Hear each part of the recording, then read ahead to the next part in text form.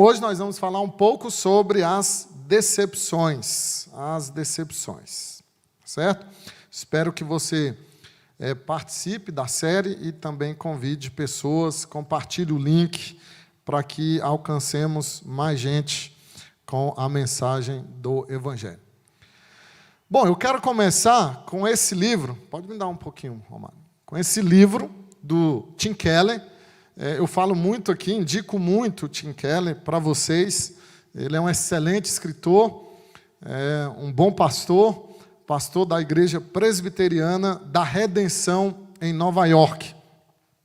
E o Tim Keller já tem alguns anos, talvez 2, ele escreveu esse livro, Caminhando com Deus em Meio à Dor e ao Sofrimento. Então é uma leitura agradável, para você ler, inclusive para você comprar e dar para alguém que esteja passando por dor, por sofrimento crônico, principalmente. Esse livro vai trazer alento, vai abençoar a vida dessa pessoa. E vejam o que o Tim Keller fala em alguma parte, alhures do seu livro. Eu achei muito interessante essa colocação dele. Não importa quais cuidados tomemos, quão bem nos organizemos por uma boa vida. Não importa quão duro nós trabalhemos para sermos saudáveis, ricos, confortáveis com amigos e família e bem-sucedidos em nossa carreira. Não importa. Se você faz tudo isso, alguma coisa vai inevitavelmente dar errado na sua vida. Não importa toda a sua preparação, não importa todo o seu cuidado, vai acontecer alguma coisa ruim na sua vida. Isso traz medo, irmãos. Nós, na verdade, lutamos contra isso aqui. A palavra medo, ela aparece na Bíblia, a primeira vez, sabe onde? Gênesis. Com Adão e Eva. Ao pecarem, eles tiveram medo de Deus e se esconderam. É a primeira vez que aparece a palavra medo, já nos primórdios, já no início da civilização. O medo nos acompanha desde então, desde o início. O medo povoa o nosso coração e a nossa alma. E eu quero trabalhar com vocês, também em Gênesis, algo que aconteceu com Abraão, o pai da fé. Aqui aparece Abrão, ou Abraão, é o mesmo personagem. Depois Deus muda o nome de Abraão, porque ele seria pai de muitas nações. Então, no capítulo 15, verso 1 a 6, veja o que acontece com Abraão e que pode acontecer conosco. Depois destes acontecimentos, veio a palavra do Senhor a Abraão, numa visão, e disse: não temas. Ele estava com medo. Não temas, Abraão. Eu sou o teu escudo, o teu galardão será sobremodo grande. Respondeu Abrão: Senhor Deus, que me haverás de dar, se continuo sem filhos, e o herdeiro da minha casa é o Damasceno Eliezer? Disse mais Abrão: a mim não me concedeste descendência, e um servo nascido na minha casa será o meu herdeiro. A isto respondeu logo o Senhor, dizendo: não será esse o teu herdeiro, mas aquele que será gerado de ti será o teu herdeiro. Então conduziu até fora e disse: olha para os céus e conta as estrelas, se é que o podes. E ele lhe disse: será assim a tua posteridade. Ele creu no Senhor, e isso lhe foi imputado para justiça. Ele creu no Senhor, e isso lhe foi imputado para justiça. Por que Deus, irmãos, ao abordar Abraão, ele diz para ele não temer? Quais eram os medos de Abraão? Quais eram os seus temores? Nesse momento havia 3 preocupações básicas que estavam no coração de Abraão. Primeiro, por sua segurança. Porque no capítulo 14, se você observar, então nós vamos fazer uma jornada do capítulo 12 até o capítulo 15, você vai observar lá no capítulo 14, do verso 12 ao 17, que Abraão ele tem um conflito com 4 reis. E ele vence esses reis, não é? Ele vence. Então ele estava preocupado com a sua segurança, porque poderia ser que esses reis voltassem para se vingar dele. Ele está preocupado com o seu herdeiro, ele menciona essa preocupação aí no capítulo 15. Quem iria sucedê-lo? Deus havia prometido um herdeiro, um sucessor, mas Abraão ele já tinha quase 100 anos, a esposa era estéril, ele estava preocupado quem seria o seu herdeiro. Então esse era um temor. E por fim, ele está preocupado com a sua terra. Não é? Isso era o que preocupava muito o judeu, a terra e a sua descendência, a sua herança. Então, essas preocupações tomavam conta de Abraão nesse contexto. É por isso que Deus aparece para ele e diz para que ele não temesse. Deus passa a tratar essas 3 questões com Abraão. E ele estava, nesse sentido, decepcionado com algumas coisas. Se você observar o capítulo 15, ele começa assim: depois destes acontecimentos. Depois destes acontecimentos. Que acontecimentos?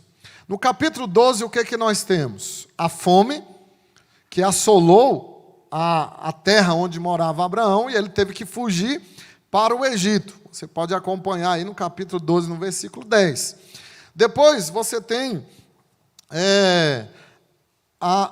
as mentiras que Abraão teve que contar já no Egito para defendê-lo diante da beleza de Sara, sua esposa. Então ele teve que criar mentiras por causa disso. No capítulo 13 nós temos outra decepção para Abraão. Ele briga com o seu sobrinho Ló. Precisamente os seus pastores brigam com os pastores do seu sobrinho Ló. Então há uma desavença, e Ló ele vai para a terra de Sodoma.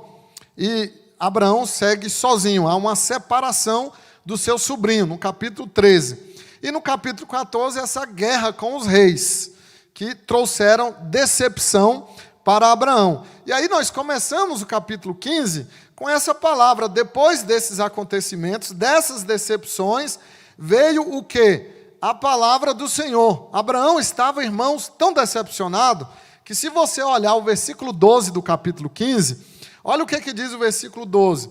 Ele caiu num sono profundo, e grande pavor e cerradas trevas o acometeram. O capítulo 15 trata das emoções de Abraão.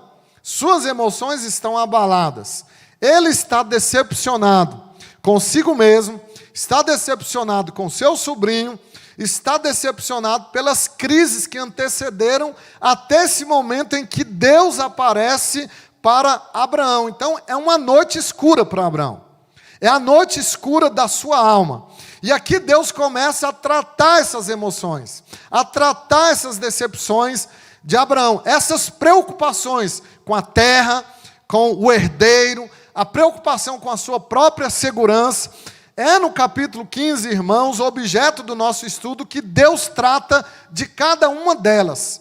Como é que Deus trata as decepções de Abraão? É isso que nós vamos ver. E é muito significativo o texto falar isso depois dessas coisas, depois desses acontecimentos. Ele passou por tudo isso para Deus começar a tratá-lo. Como é que Deus trata as nossas decepções? Primeira lição que nós temos no texto é que Deus fala. Diante das nossas decepções, diante das nossas crises, dos nossos medos, Deus fala. E é muito bonito, irmãos, no versículo 1, quando diz isso: depois desses acontecimentos veio a palavra do Senhor a Abrão, numa visão, e disse: não temas, Abrão. Deus se movimentou em direção a Abraão. Deus não o deixou só na sua decepção. E é pela primeira vez no livro de Gênesis que Deus chama Abraão pelo nome. Até aqui, desde o capítulo 12, quando acontece o seu chamado, desde o capítulo 12 até o 15, é o escritor de Gênesis, Moisés, quem menciona o nome de Abraão. Mas aqui, irmãos, Deus o chama pelo nome. Deus está dizendo: não temas, Abraão. Não temas. Deus menciona de maneira íntima, de maneira pessoal, a Abraão.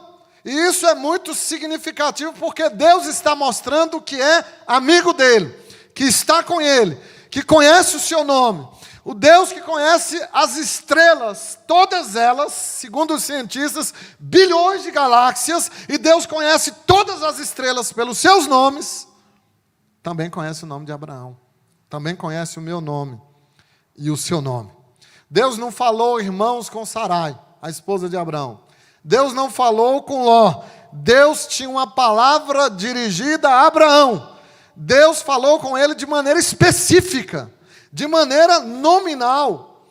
E depois de todos os acontecimentos, depois desses acontecimentos, é que Deus fala com Abraão. Deus espera o caldo engrossar. Deus espera as coisas começarem a ficar difíceis.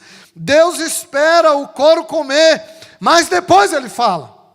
Quando não há recursos para nós, quando não há capacidade nossa própria de solucionar, quando o buraco negro é tão imenso que temos medo de sermos consumidos, devorados por ele, Deus vem e fala.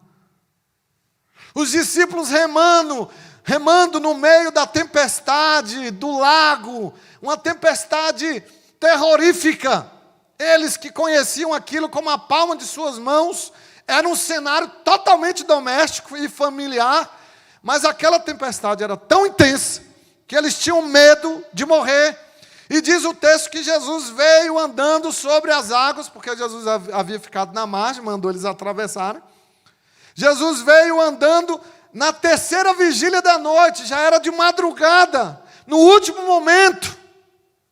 Depois de todos os acontecimentos, depois que o caldo engrossa, Deus fala. E o que Abraão temia, irmãos? Que esses reis voltassem, que ele venceu, lá no capítulo 14. Ele sabia que essa derrota desses reis não foi bem aceita por eles. Era uma questão séria para reis do Oriente perderem. Eles não se esqueceriam dessa derrota. E ele tinha medo desses reis voltarem. E que ele fosse morto. E o que aconteceria com a promessa de Deus de que ele seria pai de muitas nações? Mas Deus vem para Abraão e diz: não temas. Deus fala conosco, irmãos, no meio do nosso sofrimento, no meio da nossa dor. No meio dos nossos medos, nós precisamos aprender a ouvir Deus. Porque no meio dos medos, dos temores, se você não ouvir Deus, você vai ouvir os seus sentimentos. E aí está o perigo. A fé que conquista o medo é a fé na palavra de Deus, e não a fé nos sentimentos. O medo, ele é perigoso, irmãos, porque o medo, ele cria uma amnésia espiritual. O medo nos paralisa a tal ponto de cegar a nossa memória para a bondade de Deus, para as coisas que até então Deus já fez por nós. Nós podemos, diante do medo e do temor, de uma preservação pessoal nossa, da nossa vida, da nossa reputação, e seja o que for, de nos proteger, nós podemos esquecer o que Deus já fez em Jesus por nós. Quando o medo toma conta da nossa vida, nós passamos a adorar a segurança como nosso Deus. A segurança se torna o nosso ídolo. E quando a segurança se torna o nosso falso Deus funcional, nós passamos a adorar uma vida sem riscos. E não há vida sem riscos. Tudo é arriscado na vida. Amar é arriscado. Você já parou para pensar por que a Bíblia diz que o amor lança fora todo medo? Porque quem tem medo não ama de verdade. Porque o amor é arriscado. Não é de se admirar, irmãos, que Jesus tenha falado muito sobre o medo. Na verdade, Jesus entabulou uma guerra contra o medo. Há nos evangelhos 125 imperativos de Jesus. Eu fiz essa pesquisa. 125 ordens de Jesus, e das 125, 21 ordens são: não tenham medo. É muito. 21 imperativos que diz: não tenham medo, não temam.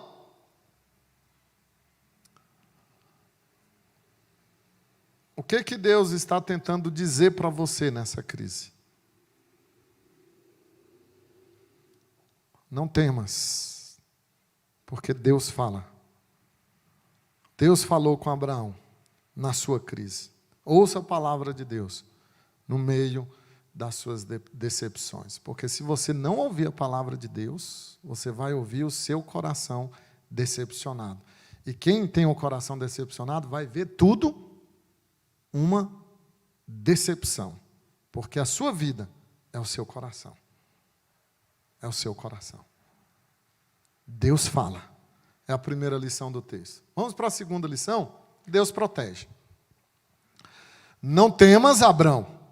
Eu sou teu escudo. Eu sou teu escudo. Abrão estava com medo de entrar em guerra novamente com esses 4 reis.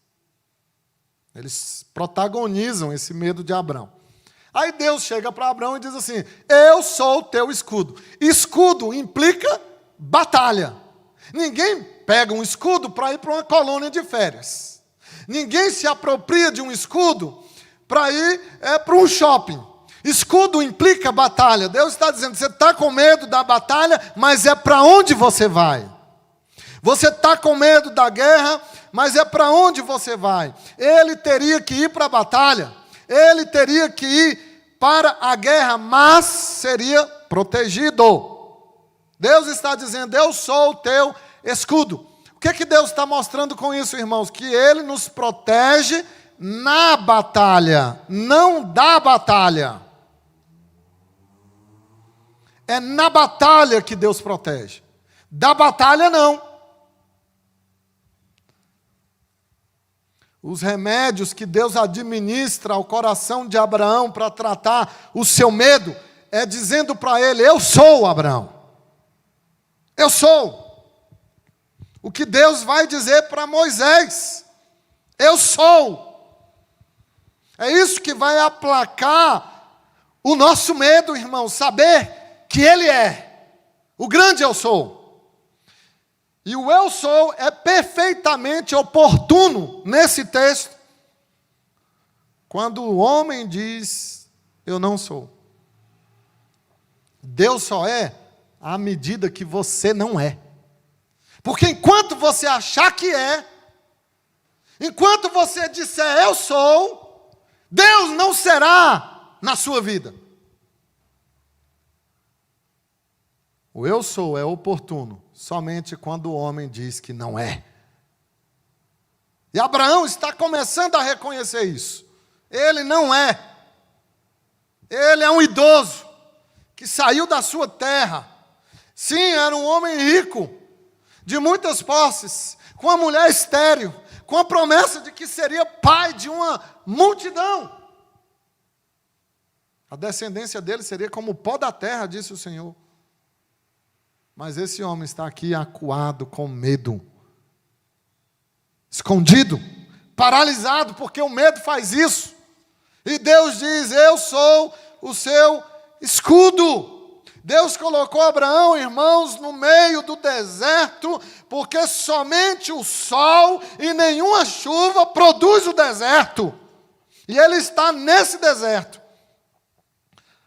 porque Deus está treinando Abraão. E Ele faz isso conosco. Deus nos protege no vale e no deserto. Há 2 salmos que retratam bem essa ideia. O Salmo 46, o Senhor é meu refúgio e fortaleza, socorro bem presente nas tribulações. Mas o Salmo 23, ele é fenomenal, No versículo 4, Davi diz: ainda que eu ande pelo vale da sombra da morte, não temerei mal nenhum, porque tu estás comigo. O teu bordão e o teu cajado me consolam. Olha só como Davi retrata o vale, o deserto, a dificuldade como sombra. Sombra do vale da morte. Vale da sombra da morte. Davi retrata como sombra. Por que ele usa essa metáfora? Porque as sombras são maiores do que a realidade. Observe a sombra de um edifício. Observe a sua própria sombra, é maior que você. A sombra é maior que a realidade. Medos fazem isso. Eles são maiores do que a realidade. A sombra não pode nos ferir, irmãos. O que a sombra de uma cobra faz? O que a sombra de uma arma faz? Sombra não pode ferir, mas sombra pode amedrontar. Mas não pode nos ferir. Sombra, Davi usa sombra porque a sombra, ela precisa de luz em algum lugar. Não há sombra se não houver luz em algum lugar. Para onde você está olhando? Para a sombra? Para o escuro? Olhe para a luz. Olhe para a luz. E você verá Deus, o seu protetor. E aqui nós podemos fazer 6 afirmações, observando a vida de Abraão, de como Deus o protege. 6 afirmações eu quero fazer, 6 premissas verdadeiras à luz da vida de Abraão. Agora observe.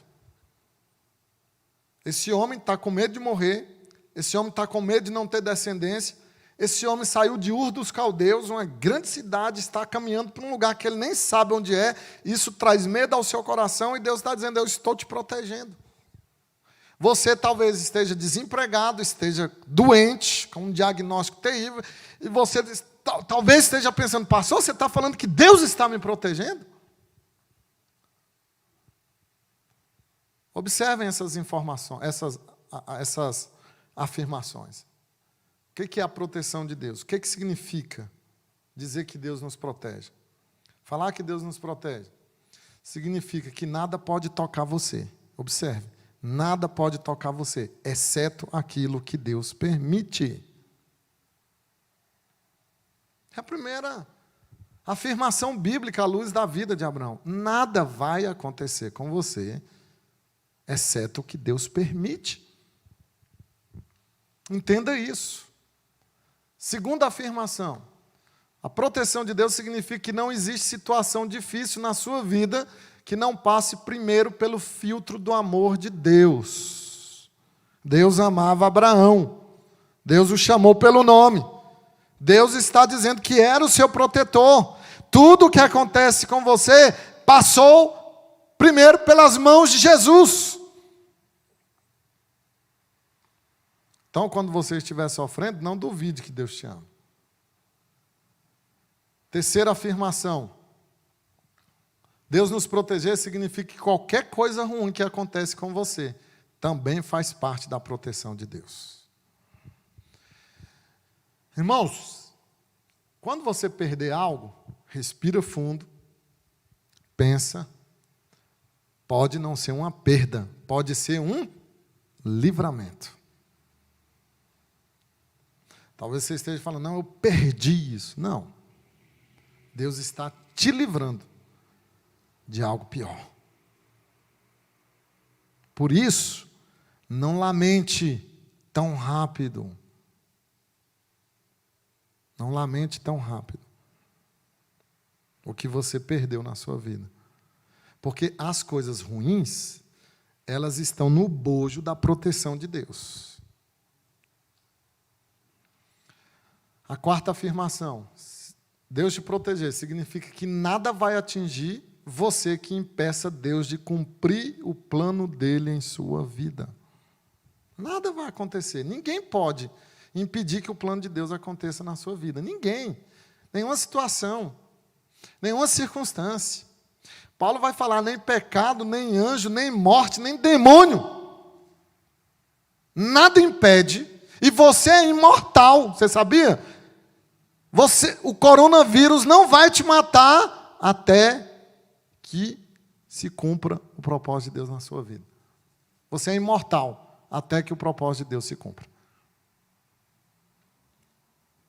A sexta afirmação, que Deus nos protege, significa que você nunca vai batalhar sozinho, porque Ele vai lutar com você e por você. Ele não vai te tirar da batalha, mas Ele vai lutar com você na batalha. Daniel e seus amigos viram Jesus na fornalha com eles. Jesus não impediu que eles entrassem na fornalha, mas Jesus esteve com eles na fornalha 7 vezes a mais acesa, em potência. E eles viram o 4º homem lá, o Filho de Deus, Jesus, na fornalha com eles. Deus vai batalhar as suas batalhas com você e por você. Mas vamos para a terceira lição do texto. Nós vimos que Deus fala, Deus protege. Como é que Deus trata nossas decepções? Deus provê. E o teu galardão será sobremodo grande. Escudo é proteção. Galardão, irmãos, é provisão. O texto está dizendo, portanto, que Deus é tanto a nossa proteção quanto a nossa provisão. Abraão, ele não precisava temer as batalhas.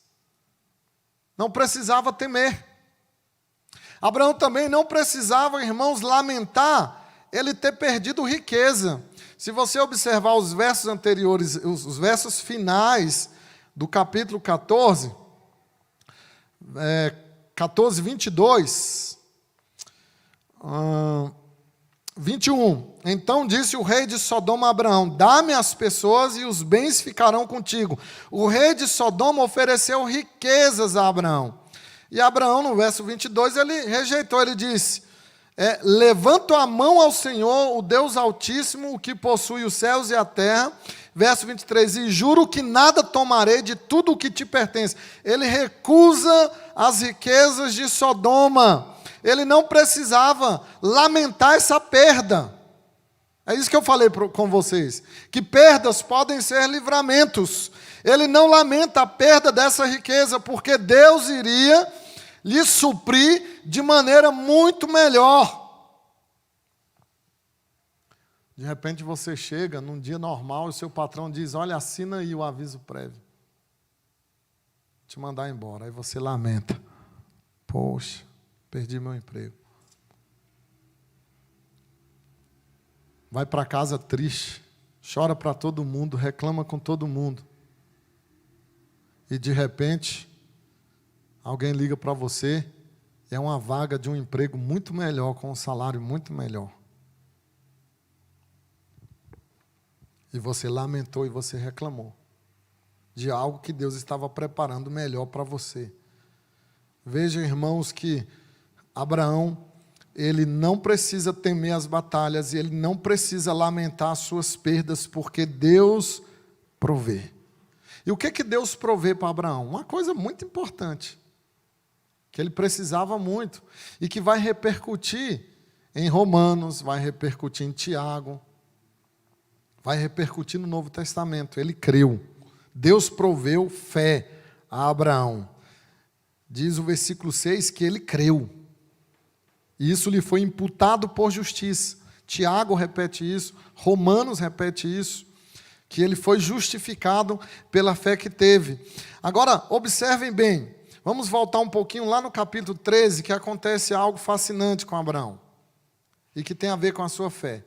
Capítulo 13, no verso 14, disse o Senhor a Abraão, depois que Ló se separou dele: ergue os olhos e olha de onde estás para o norte, para o sul, para o oriente e para o ocidente. Verso 15, porque toda essa terra que vês, eu te darei, a ti e a tua descendência para sempre. Mais uma perda, uma suposta perda na vida de Abraão, quando ele tem um atrito com seu sobrinho, e aí ele diz, olha, escolhe para onde você vai. E ele diz o texto que ele escolheu as Campinas Verdes, e era Sodoma e Gomorra, né?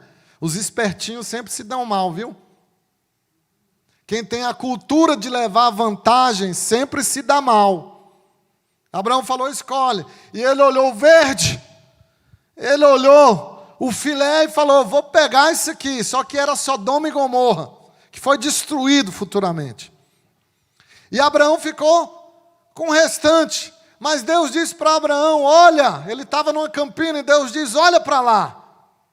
Olha para o vale. Olha até onde o seu olhar alcança. Vai ser tudo seu, Abraão. Aí no verso 5 do capítulo 15, volta lá para o capítulo 15. No versículo 5. Abraão está com tanto medo que ele está dentro da tenda dele. E Deus repete isso aqui com Abraão. Olha, presta atenção. No capítulo 13, Deus mandou ele olhar para o chão, para o pó da terra. E falou, vai ser tudo teu. Agora, no capítulo 15, verso 5. Então o conduziu até fora. Ele estava dentro da tenda e Deus, sai. Olha para os céus, agora olha para o céu. E conta as estrelas, se é que o podes. E lhe disse, será assim a tua posteridade. O verso 6, ele creu no Senhor, e isso lhe foi imputado por justiça. Romanos 4, Gálatas 3, Tiago 2, mencionam isso aqui, lhe foi imputado por justiça. Ele se tornou exemplo de fé, o pai da fé, mesmo quando a vida está escura. Você ainda pode ver as estrelas. É quando a noite está mais escura que você consegue ver as estrelas. Ainda que Abraão olhasse para o pó da terra, quer ele olhasse para o pó da terra, quer ele olhasse para as estrelas, ele iria lembrar da promessa de Deus e confiar. E ele creu, diz o verso 6. E a palavra crer aqui em hebraico, irmão, significa você apoiar todo o peso sobre algo. Isso é crer. É igual você sentar numa cadeira ou num banco desse aí. Você crê, você confia que esse banco vai te sustentar e você não vai cair. Você se apoia sobre ele. É isso que Abraão está fazendo aqui. Ele se apoia completamente nas promessas de Deus e no Deus das promessas. Deus proveu fé para Abraão. Mas aí ele ainda dá uma titubeada. Olha o versículo 8. No verso 8, porque nós somos assim. Os melhores vacilam. Estou falando de Abraão, o pai da fé. Os melhores vacilam. Nunca confie em você. Você vacila. Todo mundo vacila. No verso 8, Abraão diz assim, tá bom, eu creio, mas... Pergunta Abraão, Senhor, Deus, como saberei que hei de possuí-la, essa descendência? Como eu saberei que o Senhor vai me proteger dos reis que vêm no meu encalço e eu não vou morrer? Como eu saberei que mesmo velho de 100 anos vou empurrar um carrinho de bebê com o meu herdeiro? Como eu saberei que chegarei a Canaã, a terra prometida? Como é que pode, né? Deus o protege, Deus fala com ele, Deus provê, e ele ainda diz assim, eu quero uma prova. Verso 9. Aí Deus faz algo, irmãos, extremamente chocante. Toma uma novilha, uma cabra e um cordeiro, de 3 anos, uma rola, verso 10. Toma esses animais e parta-os pelo meio, e põe em ordem as suas metades, uma de frente da outra, e não parta as aves. E Abraão fez isso. O que isso significa? Isso aqui é um ritual, irmãos, do Antigo Oriente. Era um ritual chamado ritual de corte, ou aliança de corte. Como não tinha cartório, não tinha advogados, não tinha os institutos legais, quando alguém entrava com aliança com outro, o que eles faziam? Eles faziam esse ritual. Eles pegavam esses animais, cortavam no meio, colocavam esses animais mortos no chão, as metades, uma na frente da outra. E os dois passavam entre esses animais mortos, no ritual. E diziam, quem não cumprir a palavra nessa aliança, que tenha a sorte desses animais.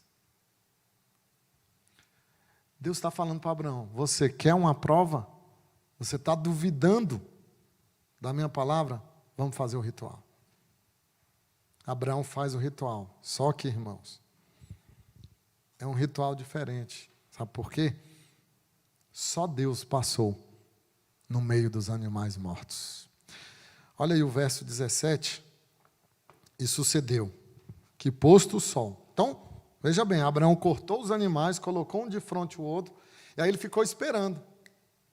As aves vinham comer e ele afugentando as aves de rapina. Aí, passou a noite toda, diz o verso 17, veio o sol, veio trevas, e eis um fogareiro fumegante, e uma tocha de fogo que passou entre aqueles pedaços. Era Deus. Chamamos isso em teologia de teofania, manifestação de Deus, visível, por meio da tocha ardente, e ele passa entre os animais. Abraão não passa, como era o costume do ritual da aliança, só passa Deus. Verso 18, naquele dia, fez o Senhor aliança com Abraão, dizendo, à tua descendência dei esta terra, desde o rio do Egito, até o grande rio Eufrates. Foi Deus quem fez a promessa, não o contrário. Eram promessas incondicionais, não dependia de Abraão. Por isso só Deus passou. Deus proveu a oferta. Deus proveu o cumprimento da aliança. Deus é o bastante, irmãos. Deus é bastante para você?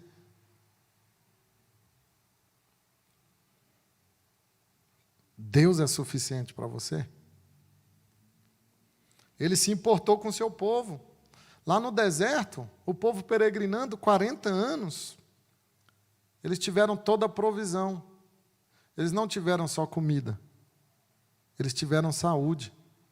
As sandálias não se desgastaram, as roupas não se desgastaram por 40 anos, de maneira milagrosa, incondicional, cumprindo essa aliança aqui. Incondicional.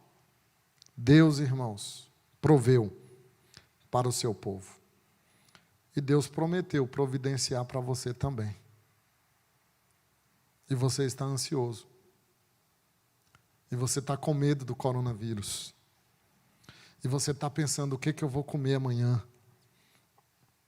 E você está pensando, e o meu trabalho, será que eu vou continuar nele? É porque Deus não basta. Eu quero encerrar, irmãos, dizendo o seguinte. Quando Abraão teve preocupação consigo mesmo, de proteger a si mesmo, né?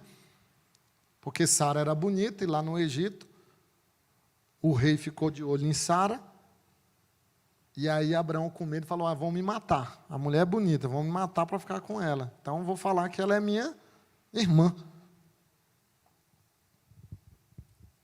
E aí o rei lá no palácio viu ele acariciando Sara da janela. E o rei falou, você é louco? Quase que eu fiz uma besteira, quase que eu mato você, some daqui. Então ele tinha isso de proteger a sua vida. E quando ele se preocupou com a sua vida, Deus disse para ele, eu sou, não é você. Você não é nada. Você tem consciência que você não é nada? E que Deus só vai ser grande em você se você for bem pequenininho? Quando Abraão se preocupou com seu herdeiro, Deus disse, eu vou com você, Abraão. Eu estou contigo. Quando Abraão se preocupou com a terra, Deus disse, eu já te dei. ela é tua. Eu vou encerrar com Tim Keller novamente. Então ele escreveu aquele livro dizendo que um dos nossos medos é que alguma coisa vai acontecer de ruim na nossa vida. Tem um mês, ele foi diagnosticado com câncer no pâncreas. Eu li isso aqui no Twitter dele. Embora tenhamos passado momentos de choque e medo, ele está falando do seu tratamento, Deus esteve extraordinariamente presente comigo em todos os meus testes, biópsias e cirurgias das últimas semanas. Algo de ruim acontece na nossa vida e isso nos traz medo.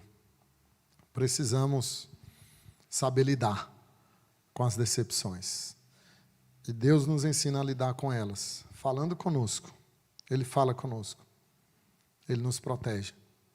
E Ele provê. Ele provê. Vamos orar?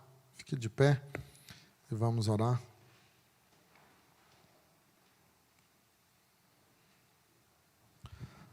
Ó Deus, obrigado porque Abraão, sendo o pai da fé, o exemplo de fé e de Cristo no Antigo Testamento, um tipo de Cristo, ainda demonstrou fraquezas, ainda titubeou diante dos seus medos, quizás dúvidas, e o Senhor foi paciente, amoroso e misericordioso com ele. O Senhor lhe falou no meio das suas angústias. O Senhor o protegeu do medo que tinha das suas batalhas. O Senhor foi seu provedor. E tudo isso, em Cristo, o Senhor faz hoje conosco. O Senhor nos fala por meio de Cristo. O Senhor nos protege. O Senhor é a nossa provisão. Ajuda-nos, ó Deus, diante das decepções da nossa vida, dos conflitos que temos, como teve Abraão, conflitos familiares, conflitos conjugais com Sara, conflitos políticos com esses reis, conflitos pessoais extremamente íntimos com Ele mesmo, decepções, e o Senhor tratou de cada uma delas com Abraão. Trata-nos também, ó Deus. Trata as nossas decepções e os nossos medos. Nos provê com fé, Senhor. Oramos como oraram os discípulos. Aumenta a nossa fé. Aumenta, Senhor, a nossa confiança em Ti. De que até mesmo por meio de coisas ruins, o Senhor está nos protegendo. Até mesmo por meio de perdas, o Senhor está nos livrando. Nós te agradecemos por isso, Senhor. Em nome de Cristo, o nosso Redentor. Amém. Que a graça bendita de Deus, o amor de Cristo, a paz, o consolo, as bênçãos maravilhosas, incondicionais e merecidas do Santo Espírito, encham o seu coração, meu irmão, e afugente o medo da sua vida, hoje e para sempre. Amém.